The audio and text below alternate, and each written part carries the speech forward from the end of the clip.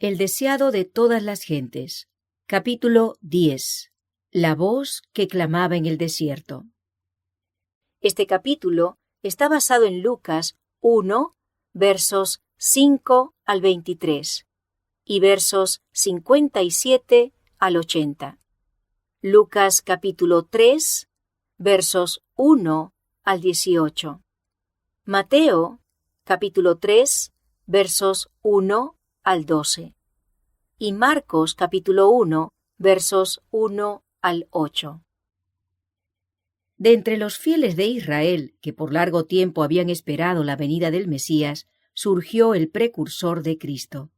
El anciano sacerdote Zacarías y su esposa Elisabet eran justos delante de Dios, y en su vida tranquila y santa, la luz de la fe resplandecía como una estrella en medio de las tinieblas de aquellos días malos.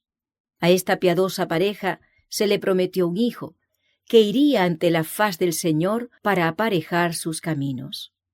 Zacarías habitaba en la región montañosa de Judea, pero había subido a Jerusalén para servir en el templo durante una semana, según se requería 2 veces al año de los sacerdotes de cada turno.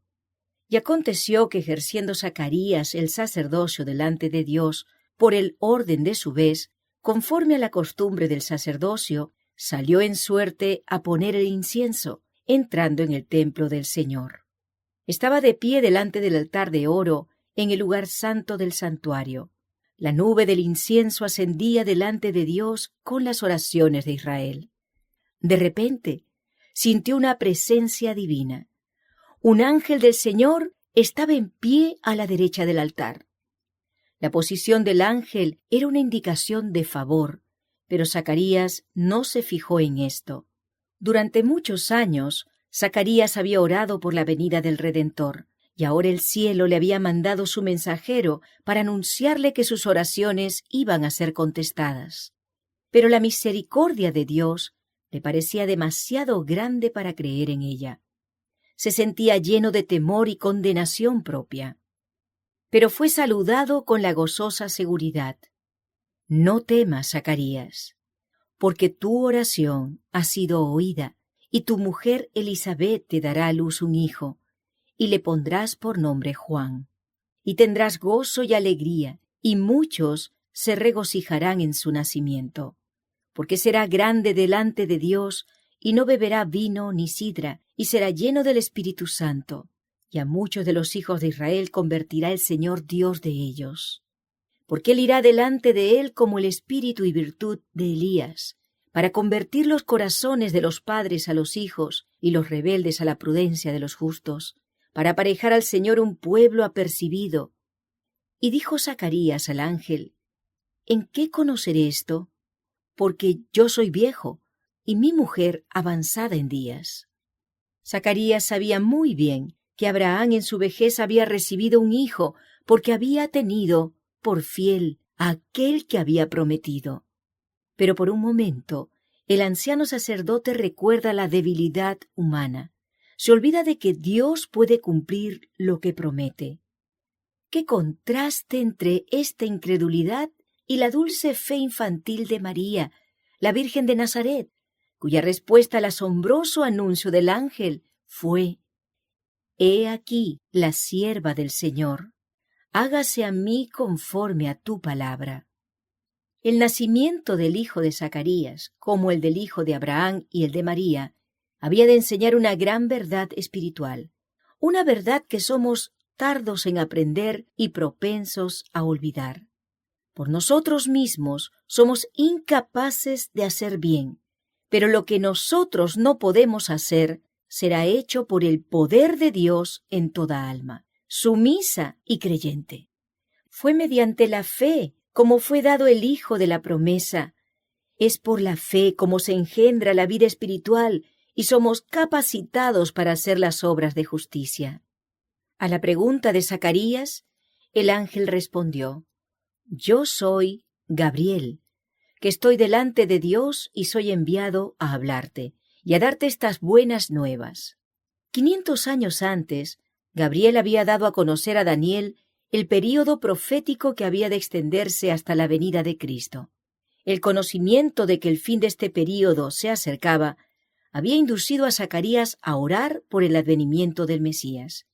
Y he aquí que el mismo mensajero, por quien fuera dada la profecía, había venido a anunciar su cumplimiento. Las palabras del ángel, «Yo soy Gabriel que estoy delante de Dios», demuestran que ocupa un puesto de alto honor en los atrios celestiales. Cuando fue a Daniel con un mensaje, dijo, «Ninguno hay que se esfuerce conmigo en estas cosas, sino Miguel, Cristo vuestro príncipe». El Salvador habla de Gabriel en el Apocalipsis diciendo que la declaró enviándola por su ángel a Juan su siervo. Y a Juan el ángel declaró, «Yo soy siervo contigo y con tus hermanos los profetas». Admirable pensamiento que el ángel que sigue en honor al Hijo de Dios es el escogido para revelar los propósitos de Dios a los hombres pecaminosos.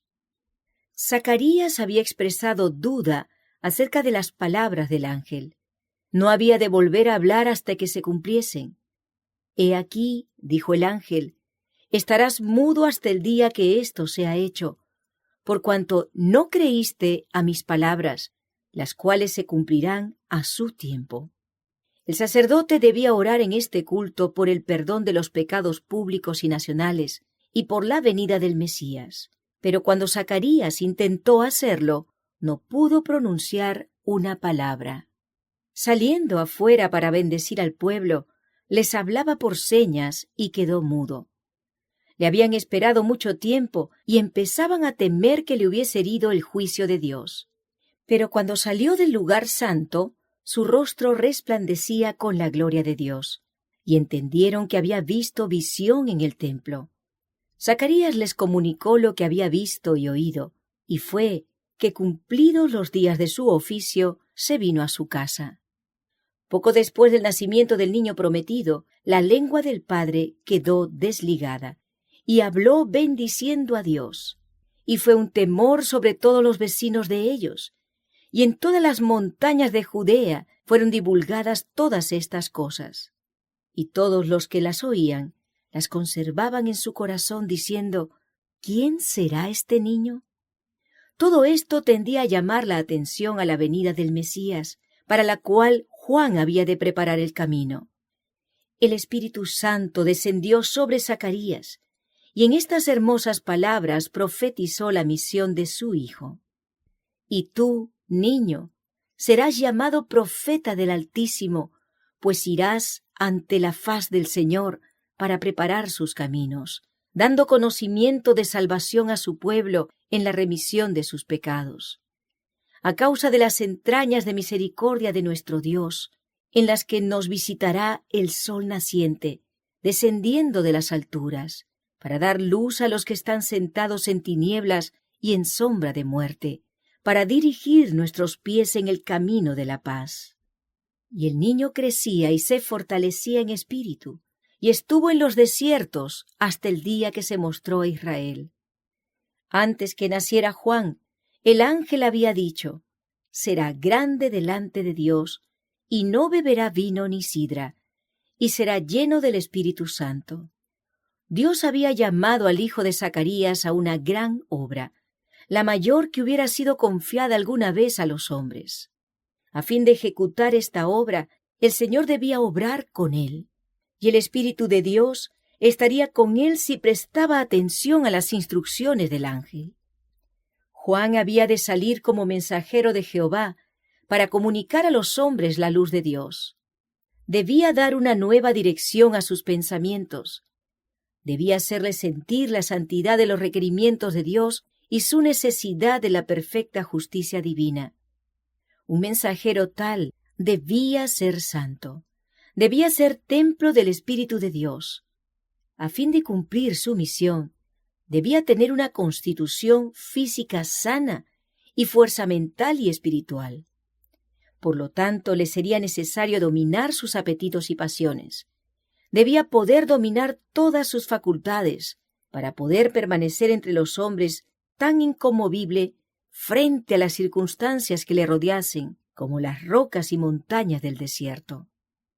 En el tiempo de Juan el Bautista, la codicia de las riquezas y el amor al lujo y a la ostentación se habían difundido extensamente. Los placeres sensuales, banquetes y borracheras estaban ocasionando enfermedades físicas y degeneración, embotando las percepciones espirituales y disminuyendo la sensibilidad al pecado. Juan debía destacarse como reformador. Por su vida abstemia y su ropaje sencillo, debía reprobar los excesos de su tiempo. Tal fue el motivo de las indicaciones dadas a los padres de Juan, una lección de temperancia dada por un ángel del trono celestial. En la niñez y la juventud es cuando el carácter es más impresionable. Entonces es cuando debe adquirirse la facultad del dominio propio. En el hogar y la familia se ejercen influencias cuyos resultados son tan duraderos como la eternidad. Más que cualquier dote natural, los hábitos formados en los primeros años deciden si un hombre vencerá o será vencido en la batalla de la vida. La juventud es el tiempo de la siembra, determina el carácter de la cosecha para esta vida y la venidera. Como profeta, Juan había de convertir los corazones de los padres a los hijos y los rebeldes a la prudencia de los justos, para aparejar al Señor un pueblo apercibido. Al preparar el camino para la primera venida de Cristo, representaba a aquellos que han de preparar un pueblo para la segunda venida de nuestro Señor. El mundo está entregado a la sensualidad. Abundan los errores y las fábulas. Se han multiplicado las trampas de Satanás para destruir a las almas. Todos los que quieran alcanzar la santidad en el temor de Dios deben aprender las lecciones de temperancia y dominio propio. Las pasiones y los apetitos deben ser mantenidos sujetos a las facultades superiores de la mente. Esta disciplina propia es esencial para la fuerza mental y la percepción espiritual que nos han de habilitar para comprender y practicar las sagradas verdades de la palabra de Dios. Por esta razón, la temperancia ocupa un lugar en la obra de prepararnos para la segunda venida de Cristo. En el orden natural de las cosas, el hijo de Zacarías habría sido educado para el sacerdocio, pero la educación de las escuelas rabínicas le habría arruinado para su obra. Dios no le envió a los maestros de teología para que aprendiese a interpretar las Escrituras. Le llamó al desierto para que aprendiese de la naturaleza y del Dios de la naturaleza. Fue en una región solitaria donde halló hogar, en medio de las colinas áridas, de los desfiladeros salvajes y las cuevas rocosas. Pero él mismo quiso dejar a un lado los goces y lujos de la vida y prefirió la severa disciplina del desierto. Allí lo que le rodeaba era favorable a la adquisición de sencillez y abnegación. No siendo interrumpido por los clamores del mundo, podía estudiar las lecciones de la naturaleza, de la revelación y de la providencia. Las palabras del ángel a Zacarías habían sido repetidas con frecuencia a Juan por sus padres temerosos de Dios. Desde la niñez se le había recordado su misión y él había aceptado el cometido sagrado. Para él la soledad del desierto era una manera bienvenida de escapar de la sociedad en la cual las sospechas, la incredulidad y la impureza lo compenetraban casi todo. Desconfiaba de su propia fuerza para resistir la tentación y huía del constante contacto con el pecado, a fin de no perder el sentido de su excesiva pecaminosidad. Dedicado a Dios como nazareno desde su nacimiento, hizo él mismo voto de consagrar su vida a Dios. Su ropa era la de los antiguos profetas, un manto de pelo de camello, ceñido a sus lomos por un cinturón de cuero. Comía langostas y miel silvestre que hallaba en el desierto, y bebía del agua pura de las colinas. Pero Juan no pasaba la vida en ociosidad ni en lobreguez ascética o aislamiento egoísta. De vez en cuando salía a mezclarse con los hombres y siempre observaba con interés lo que sucedía en el mundo. Desde su tranquilo retiro, vigilaba el desarrollo de los sucesos. Con visión iluminada por el Espíritu Divino, estudiaba los caracteres humanos para poder saber cómo alcanzar los corazones con el mensaje del cielo. Sentía el peso de su misión. En la soledad, por la meditación y la oración, trataba de fortalecer su alma para la carrera que le esperaba. Aun cuando residía en el desierto, no se veía libre de tentación. En cuanto le era posible, cerraba todas las avenidas por las cuales Satanás podría entrar. Y sin embargo, era asaltado por el tentador. Pero sus percepciones espirituales eran claras. Había desarrollado fuerza de carácter y decisión, y gracias a la ayuda del Espíritu Santo podía reconocer los ataques de Satanás y resistir su poder. Juan hallaba en el desierto su escuela y su santuario. Como Moisés entre las montañas de Madián, se veía cercado por la presencia de Dios y por las evidencias de su poder. No le tocaba morar como al gran jefe de Israel entre la solemne majestad de las soledades montañosas, pero delante de él estaban las alturas de Moab, al otro lado del Jordán, hablándole de aquel que había asentado firmemente las montañas y las había rodeado de fortaleza. El aspecto lóbrego y terrible de la naturaleza del desierto donde moraba representaba vívidamente la condición de Israel. La fructífera viña del Señor había llegado a ser un desierto desolado, pero sobre el desierto los cielos se inclinaban brillantes y hermosos. Las oscuras nubes formadas por la tempestad estaban cruzadas por el arco iris de la promesa. Así también, por encima de la degradación de Israel, resplandecía la prometida gloria del reinado del Mesías. Las nubes de ira estaban cruzadas por el arco iris de su pactada misericordia. A solas, en la noche silenciosa, leía la promesa que Dios hiciera a Abraham de una posteridad tan innumerable como las estrellas. La luz del alba que doraba las montañas de Moab le hablaba de aquel que sería como la luz de la mañana cuando sale el sol, de la mañana sin nubes. Y en el resplandor del mediodía veía el esplendor de la manifestación de Dios cuando se revelará la gloria de Jehová y toda carne juntamente la verá. Con espíritu alegre, aunque asombrado, buscaba en los rollos proféticos las revelaciones de la venida del Mesías, la simiente prometida que había de aplastar la cabeza de la serpiente, el Shiloh, el pacificador, que había de aparecer antes que dejase de reinar un rey en el trono de David.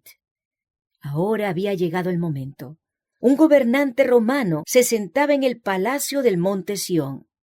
Según la segura palabra del Señor, el Cristo ya había nacido.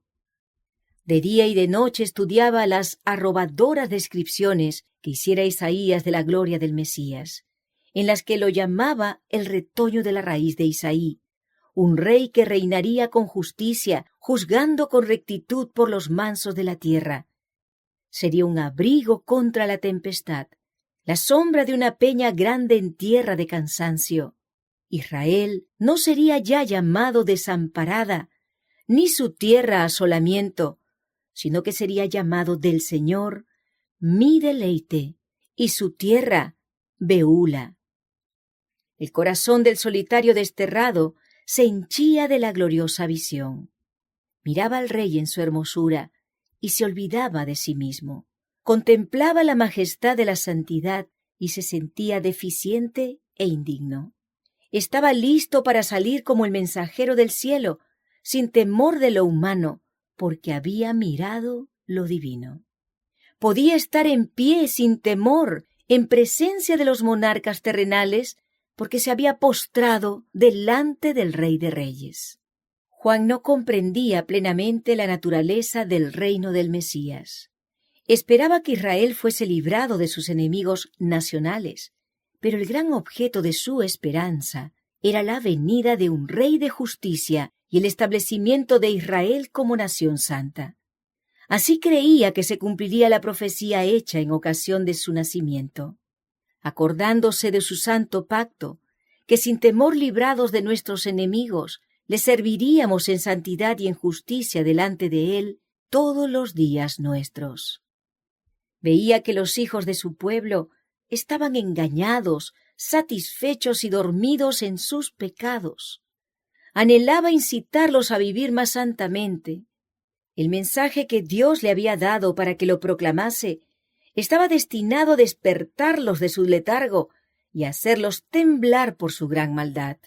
Antes que pudiese alojarse la semilla del Evangelio, el suelo del corazón debía ser quebrantado.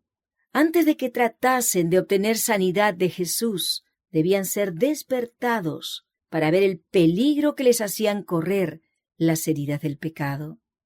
Dios no envía mensajeros para que adulen al pecador, no da mensajes de paz para arrullar en una seguridad fatal a los que no están santificados. Impone pesadas cargas a la conciencia del que hace mal y atraviesa el alma con flechas de convicción. Los ángeles ministradores le presentan los temibles juicios de Dios para ahondar el sentido de su necesidad e impulsarle a clamar: ¿qué debo hacer para ser salvo? Entonces la mano que humilló en el polvo levanta al penitente. La voz que reprendió el pecado y avergonzó el orgullo y la ambición pregunta con la más tierna simpatía: ¿qué quieres que te haga? Cuando comenzó el ministerio de Juan, la nación estaba en una condición de excitación y descontento rayana en la revolución. Al desaparecer Arquelao, Judea había caído directamente bajo el dominio de Roma. La tiranía y la extorsión de los gobernantes romanos y sus resueltos esfuerzos para introducir las costumbres y los símbolos paganos encendieron la rebelión, que fue apagada en la sangre de miles de los más valientes de Israel. Todo esto intensificó el odio nacional contra Roma y aumentó el anhelo de ser libertados de su poder. En medio de las discordias y las luchas, se oyó una voz procedente del desierto, una voz sorprendente y austera, aunque llena de esperanza. «Arrepentíos, que el reino de los cielos se ha acercado». Con un poder nuevo y extraño conmovía a la gente. Los profetas habían predicho la venida de Cristo como un acontecimiento del futuro lejano. Pero he aquí que se oía un anuncio de que se acercaba. El aspecto singular de Juan hacía recordar a sus oyentes los antiguos videntes. En sus modales e indumentaria se asemejaba al profeta Elías. Con el espíritu y poder de Elías denunciaba la corrupción nacional y reprendía los pecados prevalecientes. Sus palabras eran claras, directas y convincentes. Muchos creían que era uno de los profetas que había resucitado de los muertos. Toda la nación se conmovió. Muchedumbres acudieron al desierto. Juan proclamaba la venida del Mesías e invitaba al pueblo a arrepentirse. Como símbolo de la purificación del pecado, bautizaba en las aguas del Jordán. Así, mediante una lección objetiva muy significativa, declaraba que todos los que querían formar parte del pueblo elegido de Dios estaban contaminados por el pecado y que sin la purificación del corazón y de la vida no podrían tener parte en el reino del Mesías. Príncipes y rabinos, soldados, publicanos y campesinos acudían a oír al profeta. Por un tiempo la solemne amonestación de Dios los alarmó. Muchos fueron inducidos a arrepentirse y recibieron el bautismo. Personas de todas las clases sociales se sometieron al requerimiento del Bautista, a fin de participar del reino que anunciaba. Muchos de los escribas y fariseos vinieron confesando sus pecados y pidiendo el bautismo. Se habían ensalzado como mejores que los otros hombres y habían inducido a la gente a tener una alta opinión de su piedad. Ahora se desenmascaraban los culpables secretos de su vida. Pero el Espíritu Santo hizo comprender a Juan que muchos de estos hombres no tenían verdadera convicción del pecado, eran oportunistas. Como amigos del profeta, esperaban hallar favor ante el príncipe venidero y pensaban fortalecer su influencia sobre el pueblo al recibir el bautismo de manos de este joven maestro popular. Juan les hizo frente con la abrumadora pregunta: «Oh generación de víboras, ¿quién os enseñó a huir de la ira que vendrá? Haced pues frutos dignos de arrepentimiento, y no comencéis a decir en vosotros mismos: tenemos a Abraham por padre, porque os digo que puede Dios aún de estas piedras levantar hijos a Abraham». Los judíos habían interpretado erróneamente la promesa de Dios de favorecer eternamente a Israel. Así ha dicho Jehová, que da el sol para la luz del día, las leyes de la luna y de las estrellas para la luz de la noche, que parte la mar y braman sus ondas. Jehová de los ejércitos es su nombre. Si estas leyes faltaren delante de mí, dice Jehová, también la simiente de Israel faltará para no ser nación delante de mí todos los días. Así ha dicho Jehová, si los cielos arriba se pueden medir y buscarse abajo los fundamentos de la tierra, también yo desecharé toda la simiente de Israel por todo lo que hicieron, dice Jehová. Los judíos consideraban que su descendencia natural de Abraham les daba derecho a esta promesa, pero pasaban por alto las condiciones que Dios había especificado. Antes de hacer la promesa, había dicho, daré mi ley en sus entrañas y escribiréla en sus corazones, y seré yo a ellos por Dios, y ellos me serán por pueblo. Porque perdonaré la maldad de ellos, y no me acordaré más de su pecado. El favor de Dios se asegura a aquellos en cuyo corazón está escrita su ley. Son uno con Él. Pero los judíos se habían separado de Dios. A causa de sus pecados, estaban sufriendo bajo sus juicios. Esta era la causa de su servidumbre a una nación pagana. Los intelectos estaban oscurecidos por la transgresión, y porque en tiempos pasados el Señor les había mostrado tan grande favor, disculpaban sus pecados. Se lisonjeaban de que eran mejores que otros hombres, con derecho a sus bendiciones. Estas cosas son escritas para nuestra admonición, en quienes los fines de los siglos han parado. ¿Con cuánta frecuencia interpretamos erróneamente las bendiciones de Dios y nos lisonjeamos de que somos favorecidos a causa de alguna bondad nuestra? Dios no puede hacer en favor nuestro lo que anhela hacer. Sus dones son empleados para aumentar nuestra satisfacción propia y para endurecer nuestro corazón en la incredulidad y el pecado. Juan declaró a los maestros de Israel que su orgullo, egoísmo y crueldad demostraban que eran una generación de víboras, una maldición mortal para el pueblo, más bien que los hijos del justo y obediente Abraham. En vista de la luz que habían recibido de Dios, eran peores que los paganos, a los cuales se creían tan superiores. Habían olvidado la roca de la cual habían sido cortados y el hoyo del cual habían sido arrancados. Dios no dependía de ellos para cumplir su propósito. Como había llamado a Abraham de un pueblo pagano, podría llamar a otros a su servicio.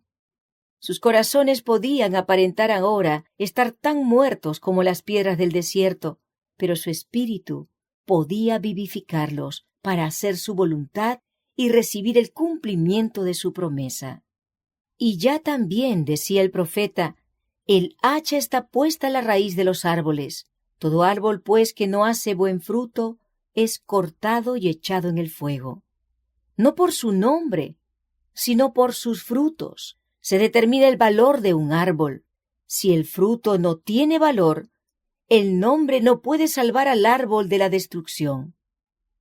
Juan declaró a los judíos que su situación delante de Dios había de ser decidida por su carácter y su vida. La profesión era inútil. Si su vida y su carácter no estaban en armonía con la ley de Dios, no eran su pueblo. Bajo sus escrutadoras palabras, sus oyentes quedaron convencidos. Vinieron a él preguntando, «¿Pues qué haremos?» Él contestó, «El que tiene 2 túnicas, dé al que no tiene, y el que tiene que comer, haga lo mismo».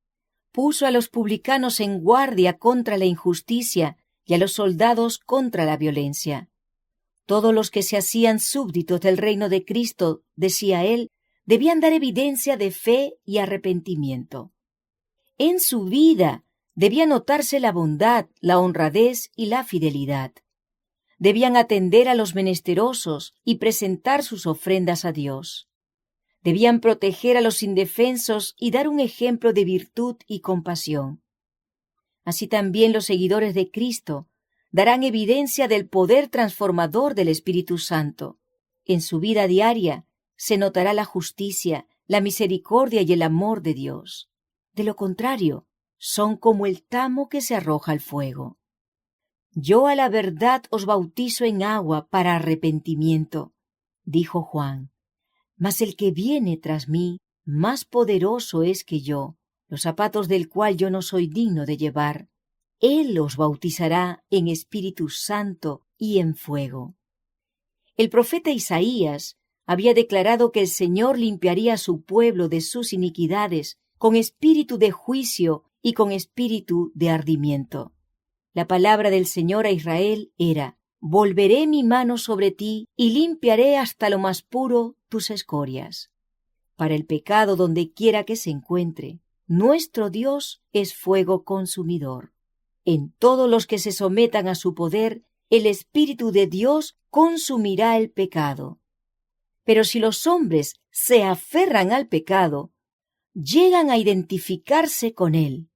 Entonces la gloria de Dios, que destruye el pecado, debe destruirlos a ellos también. Jacob, después de su noche de lucha con el ángel, exclamó: vi a Dios cara a cara, y fue librada mi alma. Jacob había sido culpable de un gran pecado en su conducta hacia Esaú, pero se había arrepentido. Su transgresión había sido perdonada y purificado su pecado.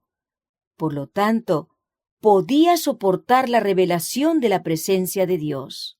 Pero siempre que los hombres se presentaron a Dios, mientras albergaban voluntariamente el mal, fueron destruidos.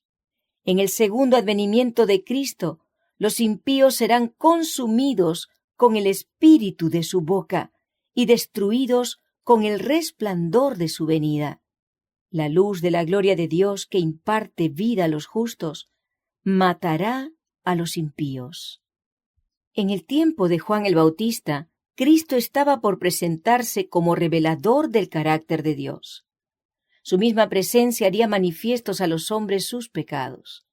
Únicamente en la medida en que estuviesen dispuestos a ser purificados de sus pecados, podrían ellos entrar en comunión con Él. Únicamente los limpios de corazón podrían morar en su presencia. Así declaraba Juan el Bautista el mensaje de Dios a Israel. Muchos prestaban oídos a sus instrucciones. Muchos lo sacrificaban todo a fin de obedecer.